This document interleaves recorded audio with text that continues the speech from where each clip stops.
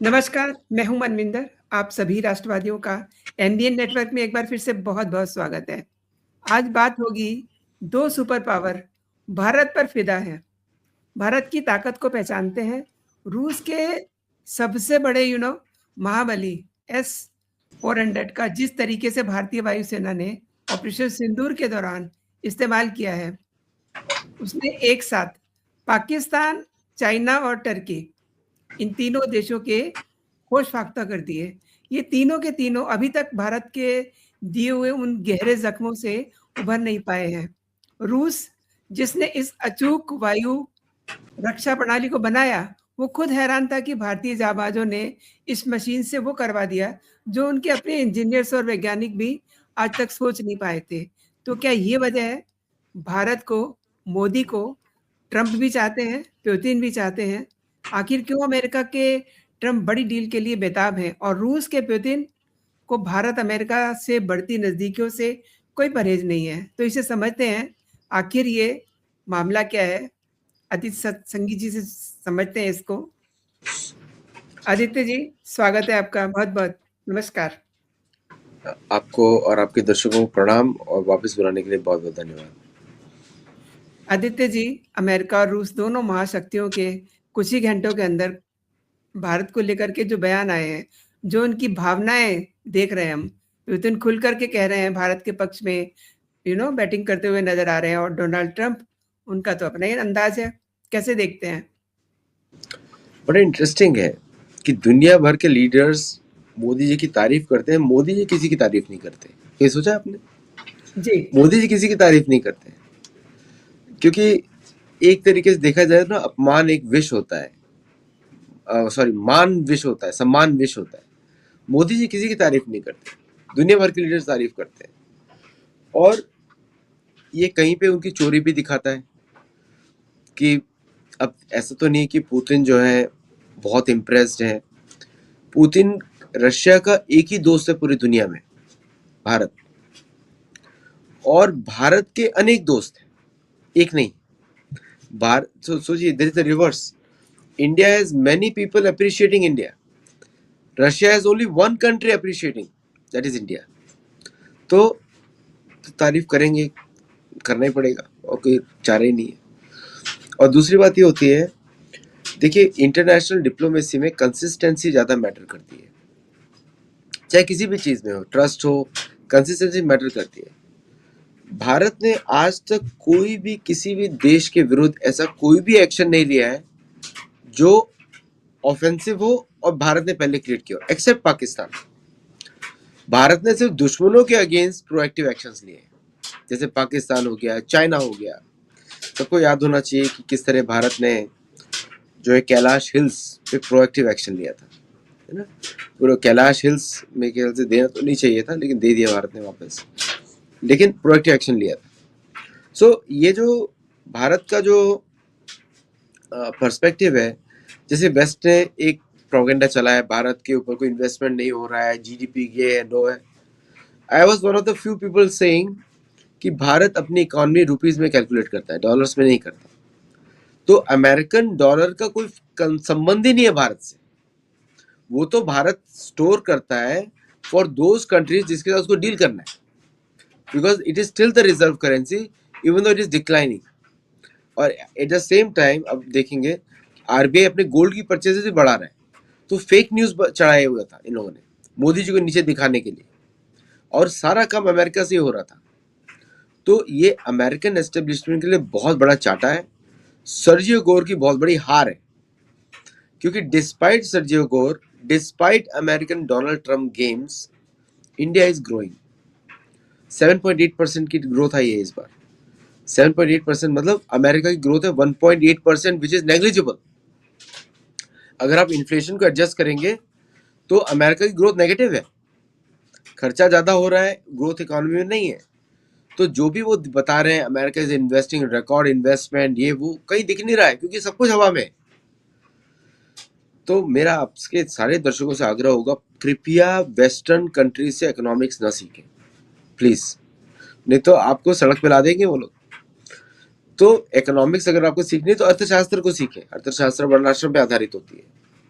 तो ये जो भारत का जो बैलेंस ग्रोथ है, आपने S-400 के बारे में बताया, see these are all tools.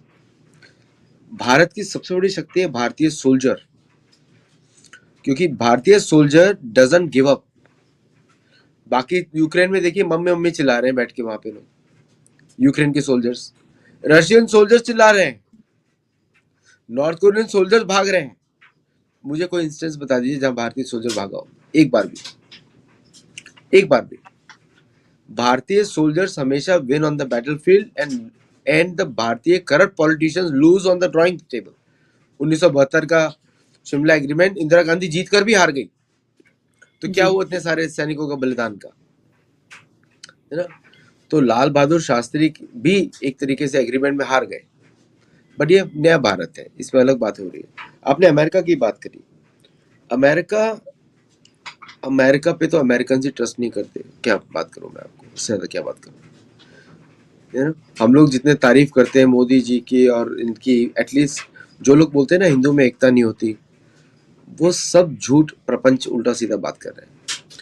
जो हिंदुओं से बड़ी एकता किसी भी और कम्युनिटी में है ही नहीं तो मोदी जी 3 बार तो नहीं इलेक्ट होते ना। जून 9 को he will become the longest serving prime minister of India.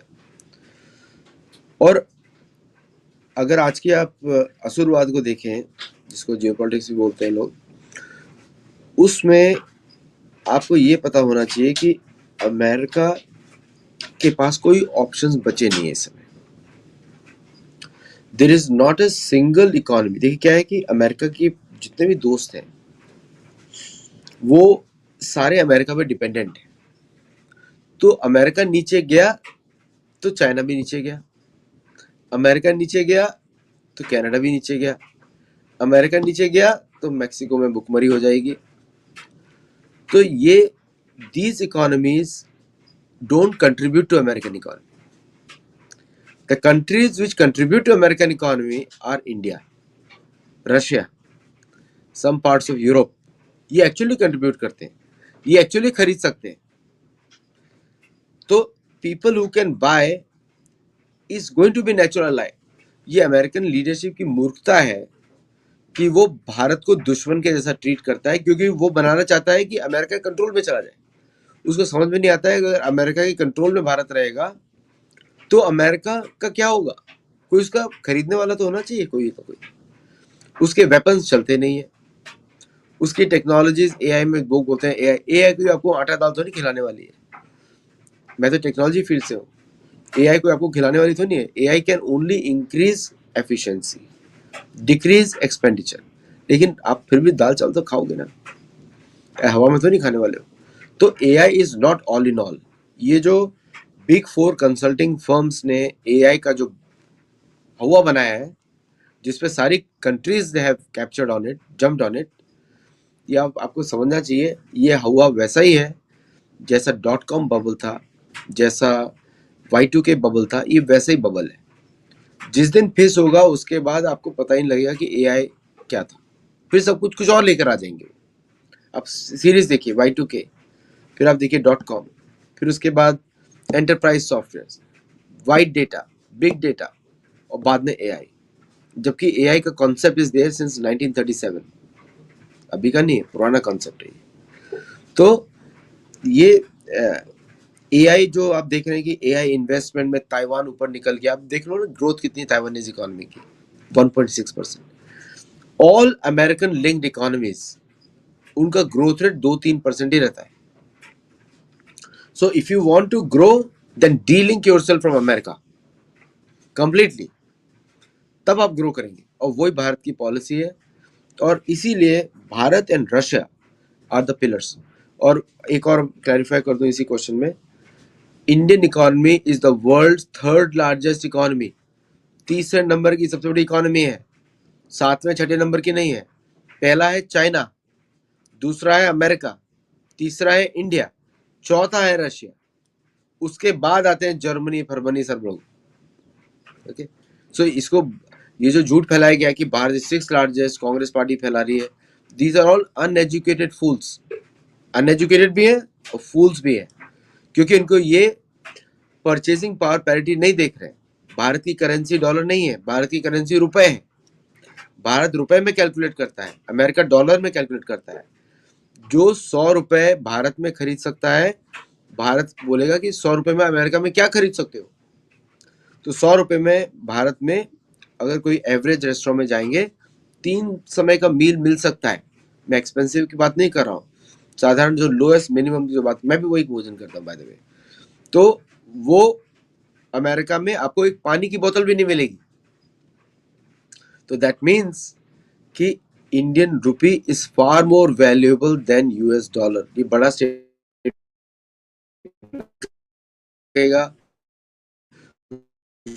From Indian perspective, not from American perspective.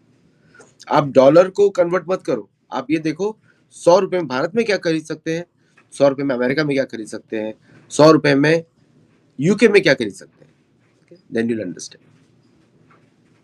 और आदित्य जी, ट्रंप हमेशा अमेरिका फर्स्ट की बात करते हैं, लेकिन उन्हें पता है कि एशिया में चीन को बैलेंस्ड करने के लिए भारत से बेहतर डील और कोई नहीं हो सकती। क्या ट्रंप मोदी को अपने सबसे अशुड से भरोसेमंद पार्टनर के रूप में देखते हैं? देखिए, अमेरिका, ट्रंप तो अपनी पत्नी पर भी भरोसा नहीं करते, तो छोड़ दीजिए ट्रंप का। तो देखिए क्या है कि आज अमेरिका को भारत की जरूरत ज्यादा है, और भारत, अगर अमेरिका चीन को दुश्मन मानता है तो लड़ लो जाके चीन से, भारत की कोई जरूरत नहीं। जो पुराने अमेरिकन गेम्स थे कि पुट इंडिया अगेंस्ट चाइना और चाइना अगेंस्ट इंडिया, वो नहीं चलने वाला। भारत और चीन बहुत जगह कोलैबोरेट कर रहे हैं। China is India's biggest trade partner, has replaced America. Okay, अब वो ट्रेड में बैलेंस लाने की बात हो रही है कि किस तरह भारतीय एक्सपोर्ट्स भी उतने ही हो जितने चाइनीज इंपोर्ट्स टू इंडिया है, उसकी बात चल रही है। और भारत चीन को देख लेगा, भारत को जो ही जरूरत है अमेरिका को। अगर अमेरिका में दम है, पहले ईरान को हरा के दिखा दे, बाद में चीन की बात करें, है ना। तो इसलिए ये गेम्स जो अमेरिका खेलना चाहता है, there foolishness. Indian army will fight on India's terms. उसको कोई अमेरिका की जरूरत नहीं, अमेरिका की जरूरत ही नहीं क्वाड में, अमेरिका को भारत की जरूरत है। उसके शिप्स इतने घटिया है, लोग बोलते हैं इट्स अ सुपर पावर। अगर सुपर पावर है तो कर दो, ईरान को खत्म कर दो। फिर लोग बोलते हैं कि पूरी स्ट्रेंथ अमेरिका यूज नहीं कर रहा है, लेकिन इससे ज्यादा क्या स्ट्रेंथ यूज करेगा। सारे तो उसने टॉमहॉक मिसाइल्स यूज कर ली, 2-2, 3-3 एयरक्राफ्ट कैरियर लगा दिए, सारे प्लेन्स F-35 F-16, और क्या यूज करेगा। मिनटमैन 3 भी यूज कर लिया बाय द वे, कन्वेंशनल वॉरेट के साथ। आपने उसके ऊपर बंकर बस्टर बॉम्ब्स गिरा दिए, दुनिया के सबसे बड़े कन्वेंशनल बॉम्ब्स गिरा दिए। कहीं पे उन्होंने ड्यूप्लीटेड न्यूक्लियर वेपन्स भी, यूरेनियम शेल्स भी यूज किए। तो this was the maximum America could show, there is nothing hidden now. ये अमेरिकन मीडिया बोल रही है, मैं नहीं बोल रहा हूँ।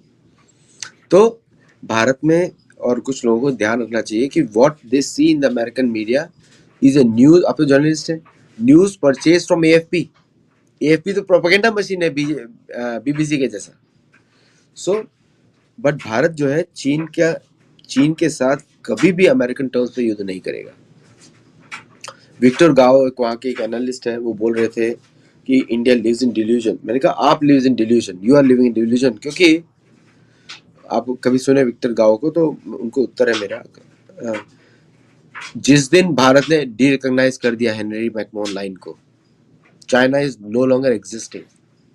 भारत को सिर्फ स्टेटमेंट रिलीज करना है, we don't recognise Henry McMahon line because China also doesn't recognise it. तो चीन का गेम खत्म। Tibet is an autonomous region till date, after that no Chinese. फिर तो बॉर्डर का जरूरत ही नहीं, पूरा तिब्बत भारत का है। Then Indian forces can go all the way to Mongolia. तो एक स्टेटमेंट देना है बस, सब खत्म हो जाएगा चीन का एक्सपेंशन। देन अक्साई चीन पे तो हम वैसे ही कब्जा कर लेंगे because it's no longer border.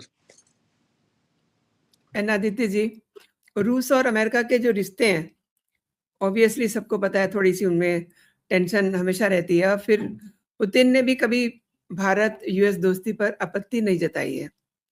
इसका रणनीतिक कारण क्या है? क्या मतलब भारत रूस के और पश्चिम के बीच में एक सुरक्षित पुल है क्या? देखिए, इसको आपको दो तरीके से देखना पड़ेगा। 1945 का जो यूरोपियन युद्ध था उसको रूस और अमेरिका ने मिलकर जीता था, और बिना रूस के हिटलर कहीं जाता नहीं। समझे आप? वो ब्रिटिश स्ट्रेटेजी थी कि पहले जर्मनी को बर्बाद किया जाए, फिर रूस को बर्बाद किया जाए, लेकिन रूस ने उल्टा पासा फेर दिया, and without Russia there was no American victory. Okay, और ये अमेरिकन को मालूम है, लेकिन ब्रिटेन ने अमेरिका को यूज किया to constantly work against Russia. लेकिन ट्रम्प के एडमिनिस्ट्रेशन में करेक्टनेस आई है, और रशिया और अमेरिका कभी दुश्मन थे ही नहीं, रशिया और यू के दुश्मन थे। तो इसलिए आपने देखा होगा कल ही टनल का उद्घाटन हो रहा है कि रूस और अमेरिका के बीच में टनल बन रही है, अलास्का टू चुकुचा चुकुत सॉरी उसका नाम ईस्टर्न प्रोविंस ऑफ रशिया, उसका चुकुचा नाम है, उसके बीच टनल बन रही है। तो आई थिंक इवेंचुअली रशिया और America on A strategic space वो एनिमीज हो ही नहीं सकते, क्योंकि एंग्लो सैक्सन रेस को पिटने का बहुत डर रहता है। आपने देखा होगा मूवीज में जब एक थप्पड़ लगता है तो बेहोश होकर नीचे गिर जाते हैं। सो इसलिए रूस और रशिया के अमेरिका के बीच में एक पैरिटी है, गेम्स चलेंगे behind the scenes through intelligence, through manipulation, जो तो नॉर्मल गेम्स है, भारत भी खेलते हैं उस तरह के गेम्स। और आई डोंट थिंक सो उसमें ज़्यादा लोगों को पढ़ना चाहिए, क्योंकि there is a strategic parity, और इसलिए रूस और अमेरिका ज़्यादातर दोस्ती के जैसा ही बिहेव करेंगे। और अपना दूसरा क्वेश्चन है, क्या रूस को प्रॉब्लम है भारत और अमेरिका के रिश्ते में? जब रूस को अमेरिका से खुद ही प्रॉब्लम नहीं है तो भारत के रिश्ते से क्या प्रॉब्लम होगी? सारे रशियन बिलियनियर्स तो मायमी में बैठे हुए हैं। Russian mafia is the biggest mafia in Florida. तो I think that's not a case actually. Problem जो है रशिया को, वो इसलिए वो ये है कि भारत कोई फाइनेंशियल डिसीजन गलत ना ले अमेरिकन प्रेशर में, और विच भारत ने लिया नहीं अभी तक। तो जो अमेरिकन मीडिया बोलती है कि भारत को we are giving a waiver, अरे मांग कौन रहा है तुमसे वेवर? कोई नहीं मांग रहा है आपसे वेवर। खुद ही अपने मुंह से कुछ बोल रहे हैं, कुछ ही लिख रहे हैं, मतलब हॉलीवुड मूवी के जैसा काम कर रहे हैं वो लोग। जैसे कल एक इंडियन जर्नलिस्ट से क्वेश्चन पूछा तो प्रेसिडेंट ट्रम्प बोलते हैं कास्ट, उन्होंने वर्ड यूज किया कि यू आर लाइक द एक शो है अमेरिका में, कास्टिंग शो, तो उसके जैसा। तो उनको हर चीज मूवी के जैसे ही दिखाई देता है। डायलॉग बाजी में अमेरिकन से ऊपर कोई है नहीं इस समय। अमिताभ बच्चन को पीछे छोड़ दिया उन्होंने। और आदित्य जी, यूक्रेन संकट हो या मिडल ईस्ट, हर जगह मोदी की भूमिका अहम क्यों हो जाती है? मैं मतलब ये जो मेरा सवाल है, सत्तालोजी की नजरिए से आप कैसे देखते हैं इसे? देखिए क्या है कि अगेन भारत की कंसिस्टेंट फॉरेन पॉलिसी, और एक ऐसा प्रधानमंत्री भारत में आया है जो भारतीय तरीके से लोगों के साथ डील कर रहा है, और it is a fresh change for the world. क्योंकि इसके पहले जो भी प्रधानमंत्री आते थे, मनमोहन सिंह से तो मौन के मुंह से आवाज नहीं निकलती थी, फिर नरसिंह राव, वो स्ट्रिक्ट प्रोटोकॉल्स में रहते थे, क्योंकि सबके सब कॉम्प्रोमाइज थे, उनके पीछे कोई और आका था। ज्यादातर उसमें अमेरिका और वेटिकन और ये लोग ही इन्वॉल्व होते थे। पहली बार ऐसा प्रधानमंत्री आया है जो वास्तविक में हिंदू जैसा बात करता है, कॉमन सेंस। तो आप देखिए, you put an Indian in power, और फिर वो देखिए क्या चेंज करता है। इंडियन मीन्स हिंदू, उसको पावर में डालिए। अभी यहीं पे कोई अगर सपोज करो कोई मुसलमान होता है, कोई और होता है, वो तो बिके हुए होते हैं शुरू से, उनको पता ही नहीं क्या बात करना है।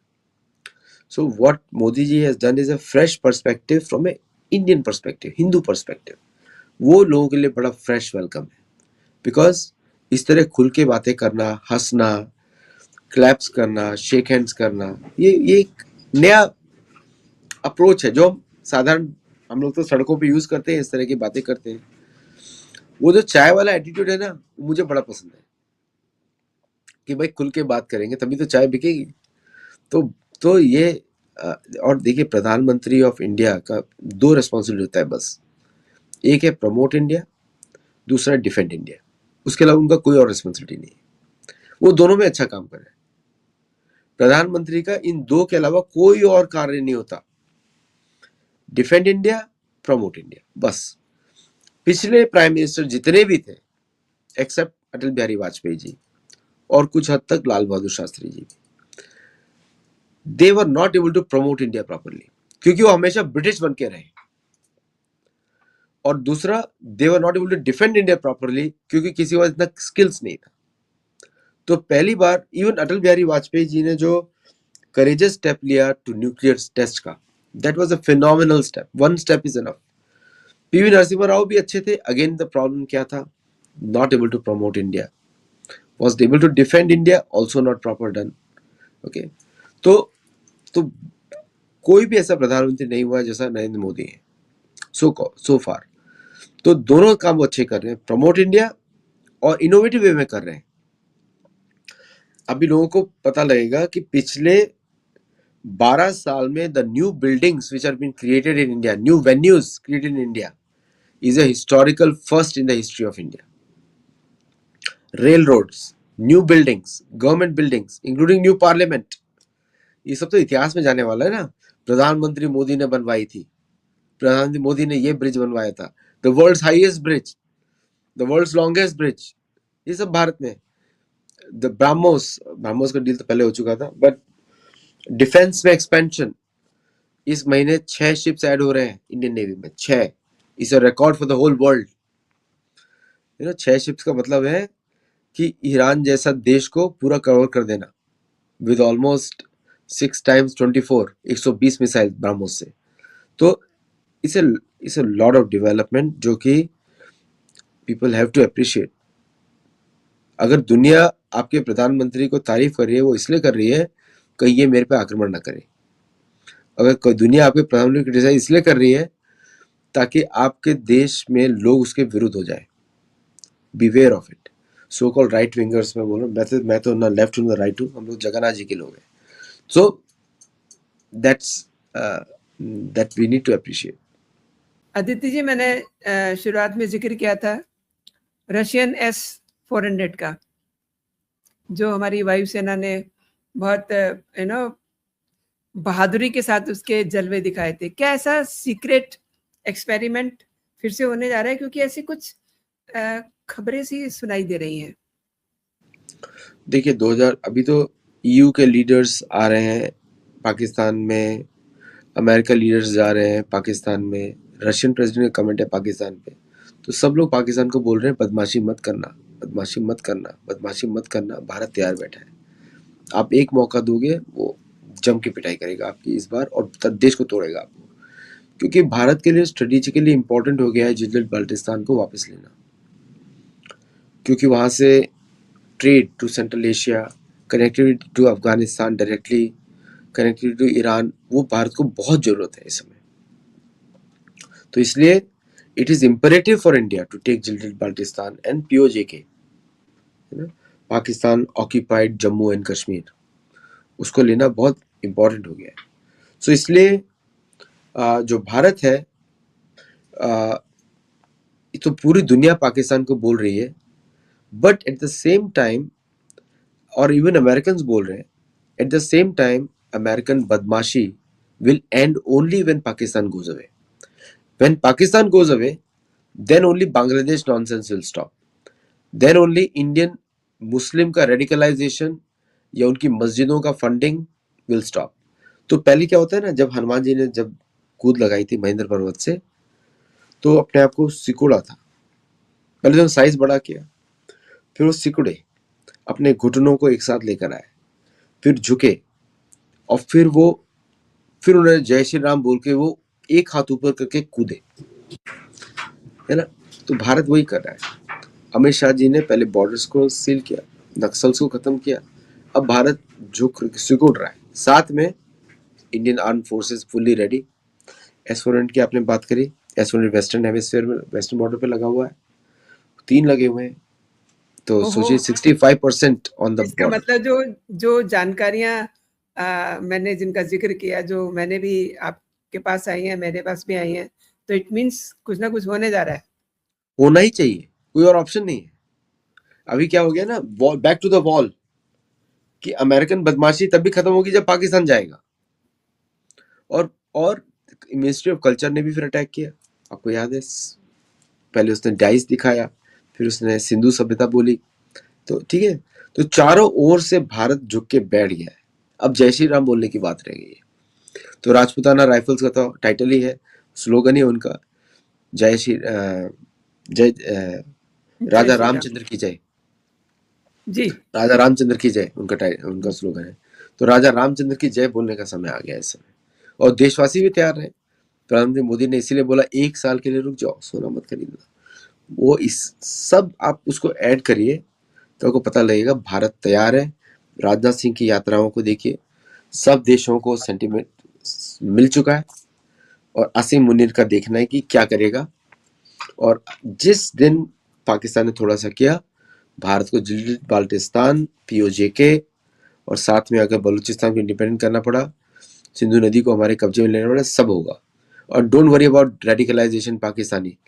अगर सीआरपीएफ बंगाल में इलेक्शन कर सकती है तो सीआरपीएफ पाकिस्तान को भी संभाल सकती है, और बिलीव में उसके पहले ही पाकिस्तान तोड़ देंगे, वो लोग खुद ही तोड़ देंगे, क्योंकि वहां के जो करप्ट लोग हैं हमारे लिए बहुत अच्छे हैं। आपने बिल्कुल आदित्य जी सही कहा, क्योंकि भारत की सॉफ्ट पावर हार्ड कूटनीति ने दुनिया के 2 बड़े शक्तिशाली और विरोधी नेताओं को एक टेबल पे बिठाया। मोदी जी की तो बल्ले-बल्ले ही हो गई है। आदित्य जी, आपने मेरे दर्शकों को बहुत विस्तार से समझाया कि ये पावर्स क्या चाहती हैं। आपने मेरे लिए समय निकाला, मेरे दर्शकों के लिए समय निकाला। आपका बहुत-बहुत धन्यवाद। जय हिंद, जय भारत। जय हिंद, जय भारत।